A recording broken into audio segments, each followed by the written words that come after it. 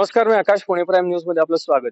तर मी आता आलेलो आहे लोणी काळभोर इथल्या पृथ्वीराज कपूर मेमोरियल हायस्कूल मध्ये आणि इथं तुम्ही मागे बघू शकताय की आता वोटिंग साठी लाईन लागलेली आहे. तसं बघायला गेलं तर आता सकाळची वेळ आहे. काही व्यावसायिक असतील, काही नोकरदार वर्ग असेल, तर त्यांना आता काहीसा वेळ मिळत नाहीये. त्यामुळे थोडासा प्रतिसाद हा कमी बघायला मिळत आहे इथे. मला वाटतं दुपारपर्यंत म्हणजे उन्हाचं कारण असल्यामुळे दुपारपर्यंत संख्या वाढू सुद्धा शकते. तर बऱ्याच जणांचे काही प्रॉब्लेम सुद्धा आहेत. त्या संख्येचं निरसन सुद्धा बूथ लावलेले आहेत. पोलीस कर्मचारी सुद्धा तैनात आहेत. ओव्हरऑल जर बघायला गेलं तर सकाळी थोडासा प्रतिसाद आपल्याला कमी बघायला मिळतो. आणि या मतदान केंद्रावर तुम्ही बघू शकताय की बरेच कार्यकर्ते आहेत जे काम करणारे आहेत आणि वेगवेगळं नियोजन सुद्धा केलेलं आहे मतदान व्यवस्थित आणि सुरळीत पार पडावं यासाठी. आणि आपल्या सोबत काही कार्यकर्ते आहेत, आपण त्यांना विचारूया की कशा पद्धतीने तुम्ही मतदानासाठी इथं सोय केलेली आहे. तिथे या ठिकाणी आता कार्यकर्त्यांना ज्येष्ठ नागरिकांना जरी समजा उन्हाचा त्रास होऊ नये म्हणून बसण्याची मंडपाची व्यवस्था केलेली आहे. खाण्यापिण्याची व्यवस्था आहे सगळ्यांची. त्या ठिकाणी ज्येष्ठ जरी आले किंवा महिला भगिनी आल्या आणि जर तिकडे गर्दी असेल तर त्यांना बसण्याची व्यवस्था केलेली आहे या ठिकाणी.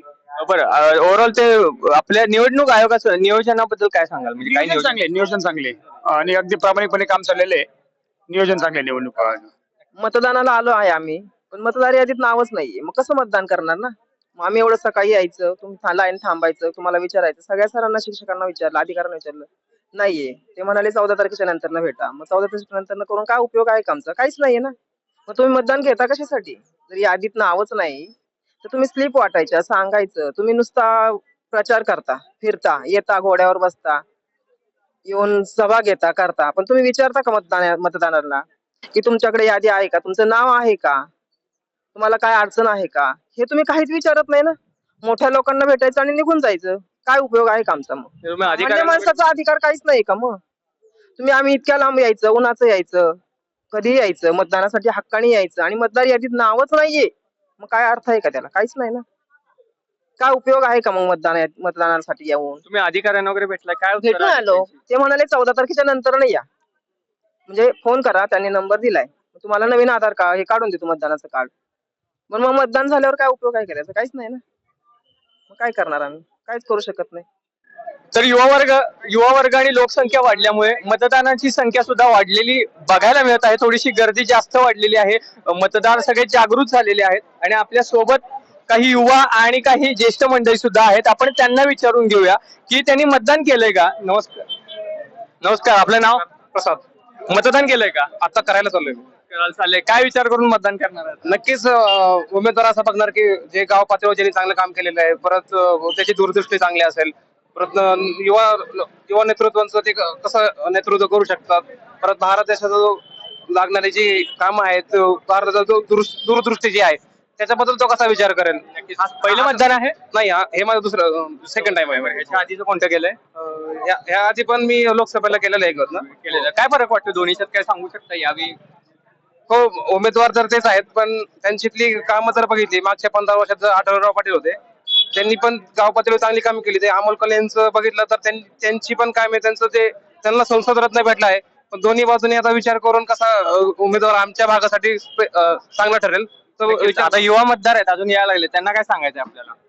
नक्कीच हा त्याचा वैयक्तिक हे असतो, त्यामुळे तो प्रत्येकाने त्याच्या सोयीनुसार किंवा त्याच्या विचारानुसार त्यांनी मतदान केलं पाहिजे. धन्यवाद. वोटिंगला जाणार आहे, काय विचार केलाय? आणि मागच्या वेळी केलेला आहे तुम्ही मतदान की फर्स्ट टाइम करताय? हो, नाही, हा सेकंड टाइम आहे. कसा फरक पडतो? काय वाटतंय तुम्हाला? काय वाटतं म्हणजे यावेळेस कॉम्पिटिशन चांगलीच आहे, पण भाजपने ज्या प्रकारचं राजकारण केलंय की महाराष्ट्रामध्ये फोडाफोडीचं राजकारण झालंय, त्यामुळे एक सिंपती आहे लोकांच्या मनामध्ये तुतारीच्या बाजूने. हा एक अनुभव जनरली बघायला मिळतो. धन्यवाद. तर काही येस, काय वाटतंय तुम्हाला? तुम्ही केलंय मतदान? नाही, करायचंय मतदान. बरोबर. काय आता टक्केवारी काय? आता मागच्या वेळी सुद्धा बघितलं आणि यावेळी सुद्धा बघितलं, काय टक्केवारीमध्ये फरक वाटतोय तुम्हाला? टक्केवारी जरा सकाळच्या टक्केवारी अजून गेल्या वेळी जेवढी टक्केवारी तेवढी काय यावेळी टक्केवारी 12 पर्यंत झालेली नाहीये. नमस्कार, स्वागत आहे. आपलं नाव? नवनाथ कांचन. केलंय मतदान? करणार आहे आता, चाललंच करा. अच्छा, चाललंय. काय डोक्यात विचार करून मतदान करताय? वाढते महागाई, शेतकऱ्यांचे जे प्रश्न आहेत, खतांच्या ज्या किमती वाढलेल्या आहेत, त्या सगळ्या गोष्टीचा विचार करून यावेळेस मतदान करायचा विचार आहे आमचा. बरं. ओव्हरऑलचा मॅनेजमेंट तुम्ही बघितले, काय वाटतंय? काय फरक वाटतोय का? आज जायचं अजून? ओव्हरऑल पाहिलं तर गर्दी आता उन्हामुळे थोडी कमी वाटते, पण ही मतदानाची टक्केवारी नक्कीच वाढेल उन्हानंतर. काही ज्येष्ठ मंडळी सुद्धा आहेत, जाणकार मंडळी आहेत, आपण त्यांच्याशी बातचीत करूया. नमस्कार, स्वागत आहे तुमचं. काय वाटतंय तुम्हाला? तर तुम्ही भरपूर किती मतदान बघितले, तुम्ही निवडणुका बघितल्या? मी 52 सालापासून सगळ्या निवडणुका मी बघितलेल्या आहे.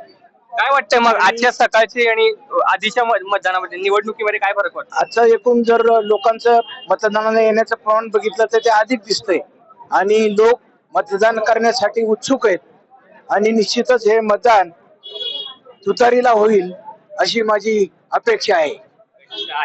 बरं, काय साधारणपणे तुमच्या वेळची निवडणूक, मला यातला फरक मला जाणून घ्यायचा आहे. त्यावेळीची निवडणूक आणि आताची निवडणूक, काय तुम्हाला फरक जाणवतोय?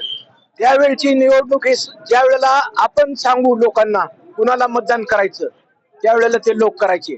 आताचे मतदान हे सांगून येणार नाही, प्रत्येक जण स्वविचारानं मतदान करतोय आणि हा स्वविचार हा त्याच्या वैयक्तिक असतो आणि त्या वैयक्तिक मतदानातून निश्चितच प्रत्येक नागरिक योग्य त्या उमेदवाराला मतदान करतील. साधारण कितवं मतदान असणार आहे तुमचं?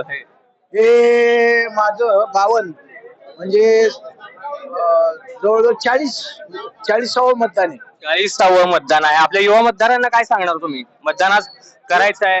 हा, युवा मतदानाने काय केलं पाहिजे की लोकशाही ही अतिशय महत्वपूर्ण राज्य घटना आहे आणि या राज्य घटनेतून देश वाचवण्याचं काम आपल्याला करायचं असतं आणि यासाठी आपण या घटनेला वाचवण्यासाठी तरुणांनी योग्य वेळी योग्य मतदान योग्य व्यक्तीला करावं अशी या ठिकाणी अपेक्षा आहे. धन्यवाद, मनापासून धन्यवाद. काय वाटतं तुम्हाला, कितवं मतदान आहे पहिल्यांदा सांगा? मी 1967 साली पहिलं मतदान बैलजोडी या चिन्हावर काँग्रेस पक्षाला केलं होतं आणि त्यावेळेसच शरदचंद्रजी पवार 67 साली बारामतीतनं पहिले निवडणूक लढले होते. मी बैलजोडी पाहिली, गाय वासरू पाहिलं, हाताचा पंजा पाहिला आणि आता अलायन्स मध्ये कधी मला घड्याळ पाहायला लागलं, कधी मला तुतारी पाहायला लागते. ते आता अलायन्स मुळे हे माझ्यासारख्या कार्यकर्त्याला हे करायला लागतं. बरं, काय फरक वाटतो तुम्हाला त्या निवडणुकीत आणि या निवडणुकीत? त्या निवडणुकीमध्ये माणसाला घरातनं काढून आणायची आवश्यकता लागत नव्हती, स्वतःहून मतदानाला यायची आणि अपेक्षा काही नसायची. आता अपेक्षा खूप वाढलेल्या आहेत. त्याला आपल्या ज्या राजकारण्यांनी सवय लावलेली आहे, ती सवय इतकी कठीण झालेली आहे, आमच्यासारख्या कार्यकर्त्यांना ते आता पेलवण्याच्या पुढे गेलेलं आहे. तरीही लोकशाहीमध्ये मतदानाचा हक्क बजावण्यासाठी आम्ही त्यांना आव्हान करत असतो आणि त्याप्रमाणे लोक येत असतात. आजची निवडणूक ही वेगळ्या पद्धतीची, ही परिवर्तनाची निवडणूक आहे आणि या देशामध्ये लोकशाही आणि संविधान जिवंत ठेवण्याकरता समविचारी पक्ष आणि या अलायन्सचे लोक त्या निमित्ताने एकत्र आलेले आहेत. ते सगळ्या गोष्टी लोकशाहीचा होणारा खून थांबवण्यासाठी आज लोक सुप्त लाट आहे. कुणाला मतदान होणार आहे कुणी सांगू शकत नाही, पण ही सुप्त लाट आहे.